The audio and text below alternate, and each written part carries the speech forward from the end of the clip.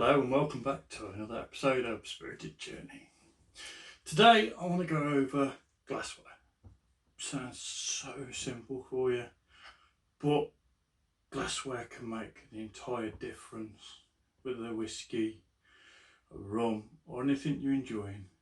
You know, it can unlock new potentials within the flavour and allow you to explore the hidden depths. In front of me I have a wide selection of a mason jar, a lovely wine glass, a normal tumbler, a Norland glass, and something I've never even opened in my life, which I use them. Your box standard shot glass. This one's my score one. And a Glencairn, which I know a lot of people in the whisky side will be familiar with and why, but this is more for a beginner's guide of why to use them. Well, not why to use them, but you know, it possibly why it can enhance your drinking experience.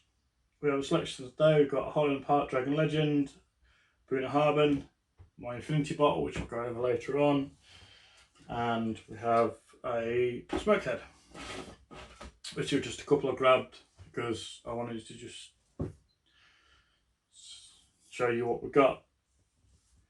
So this one is a Strudendare by Bruna Harbin, which is the sherry cask finish one. So which was that with? So let's do the Glencairn. Let's do some in the shot glass because why not? So obviously with shot glass is normally just that's not helpful either. One, spill it everywhere because shaky hands and all that don't mix. You lose pretty much all of your flavour. You know, you've got no flavour development.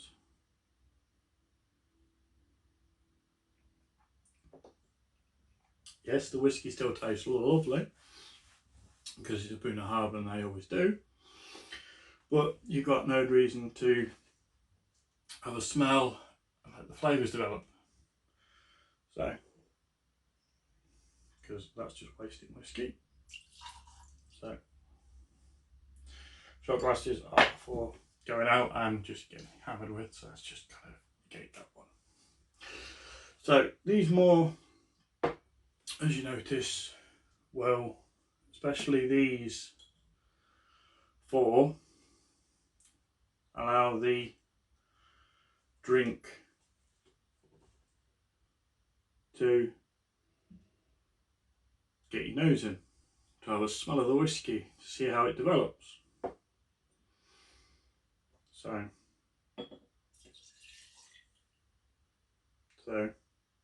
onto the mason jar. Yeah, you can get your nose in a little bit, have a bit of a smell, but it looks a bit pathetic in there, you know, it's not much of a thing. I can't really smell much of the, you know, the nice flavours of the Bruna Harbin, the sherry, you know, all the nice flavours you're looking for in the whiskey. They're kind of muted and turned down. You know, if you stuck for a glass, you can't go too wrong. It's not as bad as a pint glass, which you are going to lose a lot more in because you're losing a lot more space on top, and you know, flavours are muted because you're just losing air. So we'll negate that one because, well, yeah. And yes, I'll probably get called for sacrilege of tipping whiskey into different glasses. But, you know, we've run to the wine glass, you know. give a mix around. You see the nice lines with the non-chill filtering coming down. You get your nose in, a nice smell of the whiskey, pick up the nice hints of the tannins of the wood. You know, if you're ever caught short for a friend's house or something like that, they obviously and may not have a Glencairn where you can sit and enjoy your whiskey and nose it, roll it round and enjoy it.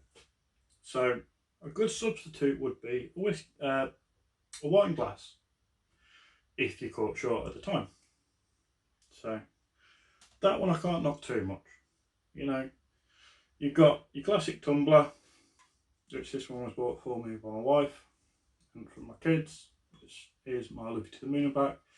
I do use this one every now and again when I'm just in the mood to sit and have a drink, not in the mood for a note, to sit and explore a whiskey, or it's a whiskey I know very well, or I've got company round and I'm just trying not to be, the whiskey snob, sitting there and constantly nosing at my drink and fiddling with it and playing.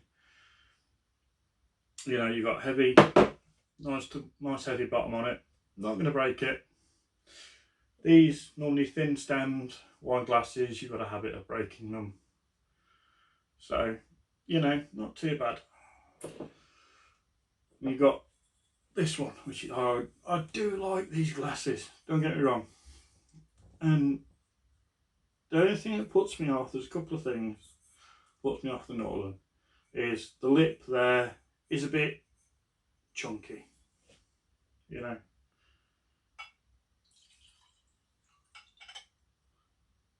does put me off a little bit.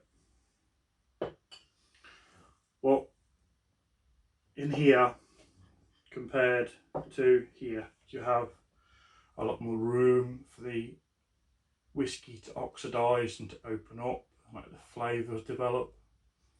Because as the general rule goes, for every year in the cask, you leave a minute in the glass, unless the whiskey is over 10 years in the glass. Sorry, I do apologise.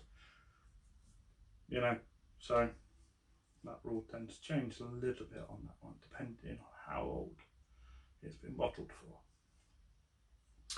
My only pain, because I want to get the negatives out of the way, because I can focus on the major positives on this glass, because I do like it. I do like it as a glass. The only thing in here is the lip. The lip is really quite thick, the lip, so it feels a bit like you're drinking out of a kid's cup or a beaker. It's a bit awkward to get used to at times. So it can be an adjustment if you're used to using a Glencairn, which is very thin walled glass, very petite, very particular. You've got to lift your lips and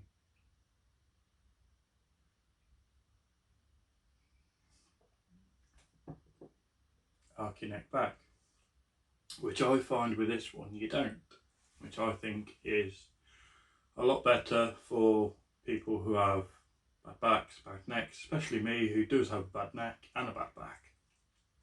I do find this an outstandingly wonderful glass regarding that.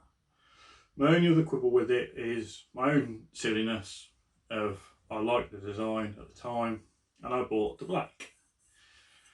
And in a way, I wish I hadn't, because I like to see, as on the Glencairn, you can see when you're running low, especially when it's oxidised and it's at that nice level where you like it, top it up, keep the oxidisation level going. And this one I tend to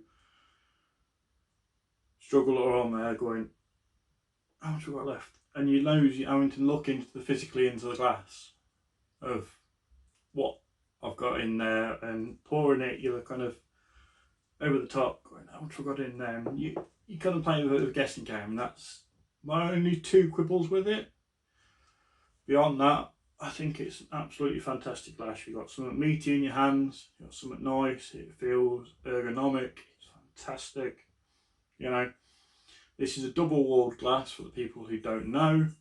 There is an inner glass itself, which I'll show more on close-ups itself, which I can try and angle the camera as best I can now. There's two, one in there and there's one outside. So you can hold the glass like that and it stops the transfer of the heat from your hand into the whiskey, which is fantastic for evaporation and warming your whiskey up, which I think is absolutely fantastic. Whereas the Glencairn, especially the more traditional ones, you've got to hold at the bottom, or if you have more of the wine glass ones, you have a really thin flute and a base that you can hold on to. But if you hold it like this for any length of time, you're in a conversation, you're warming your whiskey up, which can alter the taste and the flavours and can make a difference to your whiskey. So it swings and roundabouts, so you like it. So, you know, there's negatives, but the plus side is, you know, pick it up, nice in your hand, really comfortable, really nice to hold. You feel like you've got something in your hand, especially for people who are a bit more clumsy or, you know, loose feeling in the hands, such as myself. I've got something in my hand that I can physically hold, and I've got that, and I haven't got to arc my neck back like this.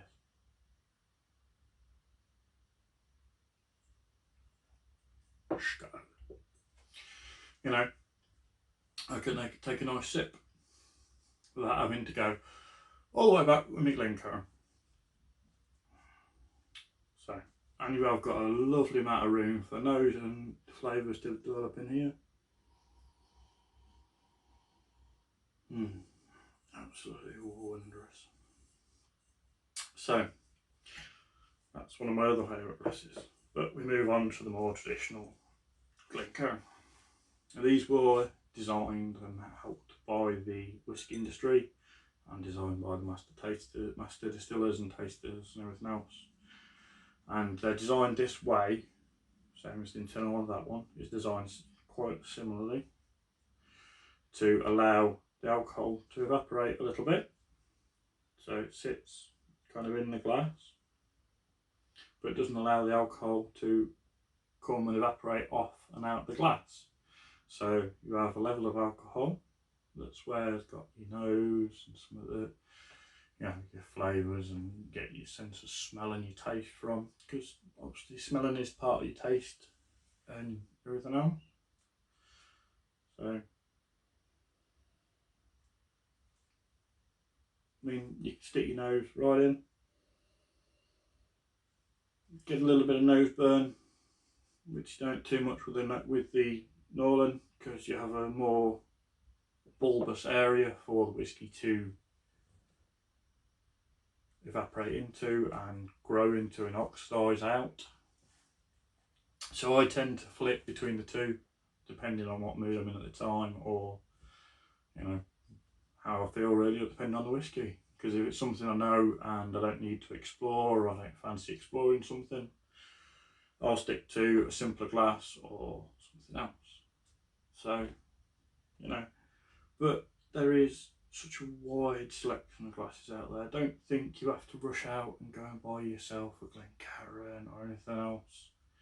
You know, there is whiskey starter kits out there that you can get. I bought one from Sainsbury's the other day that was, I think it was like £6 or £7, I think it was, for a small bottle of Glenfiddich and a glass. I mean, it was a big honking glass, nice bulbous. I'll add a picture into the picture in a minute. And it was lovely, you know, nice little start set. I forgot to bring it out. And it was a nice, fantastic set to start with. For somebody who's new to exploring whiskey and getting to know a drink, fantastic way to start.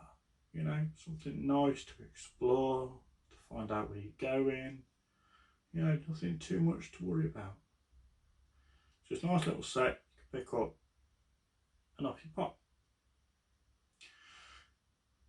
And then we move on to ice, which is some people's preferred and some people's not.